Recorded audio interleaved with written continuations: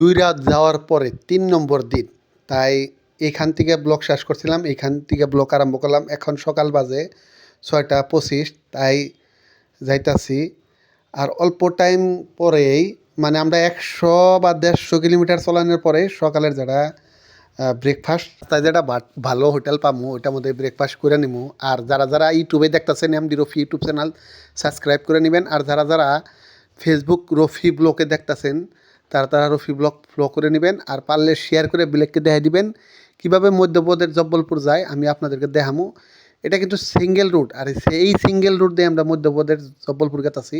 একটা হোটেল পাইলাম রাস্তার মধ্যে, দেখেন মানে একটা রেস্টুরেন্ট আর কি, বহুত সুন্দর করে বানাইছে, মানে নতুন বানাইছে। মানে আজকে ফার্স্ট মানে ওপেনিং হলো, তাই আমরা ফার্স্ট আইলাম হোটেলটার মধ্যে। দেখেন কি লাইট ক্যাপাসিটি, আর এত সুন্দর আর এত সাফ সিকন। যেহেতু আজকে ফার্স্ট ওপেনিং এই জন্য হয়তো এত সাফ সিকন আছে। আর এটা কিন্তু ইউপিতে এই হোটেলটা। আর এই হোটেলটাতে কিছু খাওয়া দাওয়া করতেছি, সকালের যারা ব্রেকফাস্ট আমরা করে নিতেছি। তাই হোটেলটার কিছু সিনারি আপনাদেরকে দেখাইতেছি, দেখতে থাকেন এমডি রফি ইউটিউব চ্যানেলে। আর যারা ফেসবুকে দেখতেছেন রফি ব্লগের মাধ্যমে দেখতেছেন, আপনারাও পারলে শেয়ার করে বেলেগকে দেখাই দিবেন আর রফি ব্লগটা ফলো করে নেবেন। আর এমডি রফি ইউটিউব চ্যানেলে যারা দেখতেছেন MD Rafi YouTube channel subscribe করে নেবেন, বেল আইকনটা দাবিয়ে নেবেন। পারলে কিছু বস্তু ছোটো বস্তু গাড়িতে খাওয়ার জন্যে চকলেট এইগুলা কিনে নিয়ে গেতেছি। মধ্যপ্রদেশ জব্বলপুর যে জায়গায় যামু সেই জায়গায় কিন্তু আজকে আমরা পাই যাবো ধরেন 4টা 5টার দিকে পাই যাবো। আর বেশি জায়গা নাই, মানে ধরেন 500-600 কিলোমিটার আছে। তাই সকালের ব্রেকফাস্টটা করলাম, দেখতে থাকেন সম্পূর্ণ ব্লগটা। এখানে আমরা ছাড়মু, এখান থেকে আরো 500 কিলোমিটার বাকি আছে।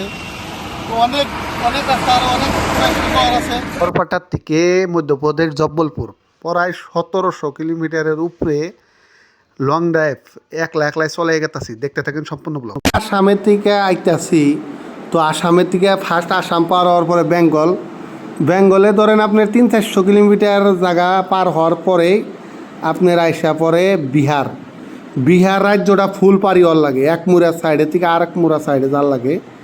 তারপরে আপনার ইউপিটাও ধরেন 500-600 কিলোমিটার যাওয়ার পরে এমপি, তার মানে মধ্যপ্রদেশ।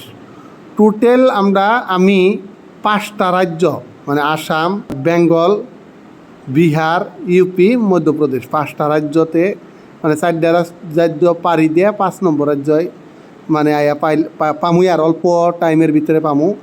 এখন আমি আছি ইউপিতে।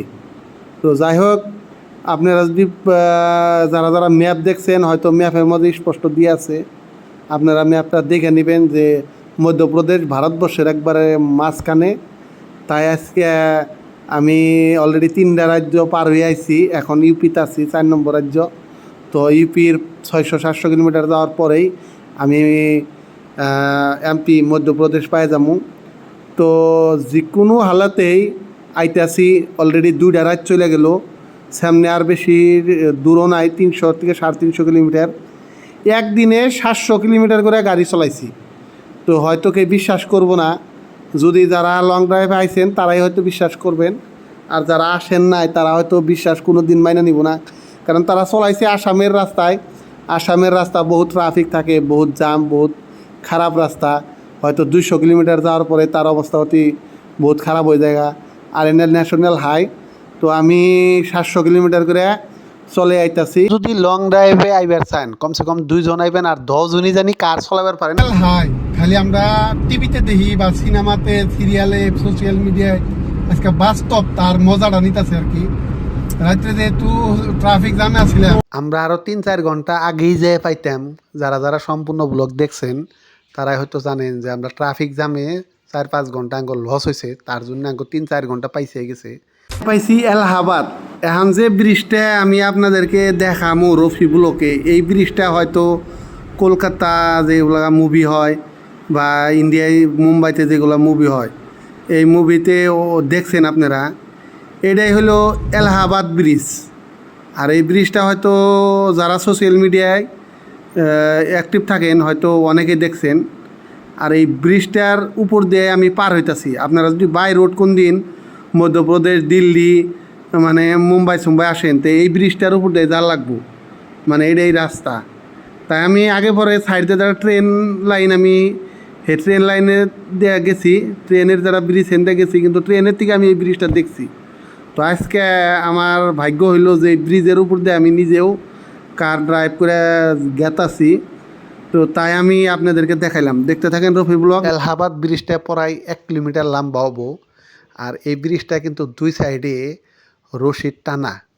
অনেক ব্রিজে আমরা দেখছি, যেমন আমরা আসামে জকিরগুবা ব্রিজ, পঞ্চায়রত্ন ব্রিজ, মানে অনেক ব্রিজে আমরা দেখছি, কিন্তু এলাহাবাদ ব্রিজটার দুই সাইডে রশিরে টানা, মানে খুঁটার সংখ্যা বহুত কম। আমি আপনাদেরকে ট্রেনের থেকেও এই ব্রিজটা দেখাইছি, আপনারা হয়তো দেখছেন।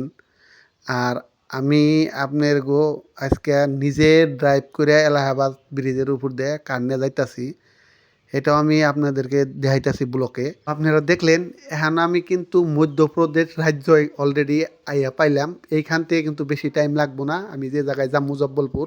দেখতে থাকেন সম্পূর্ণ ব্লক।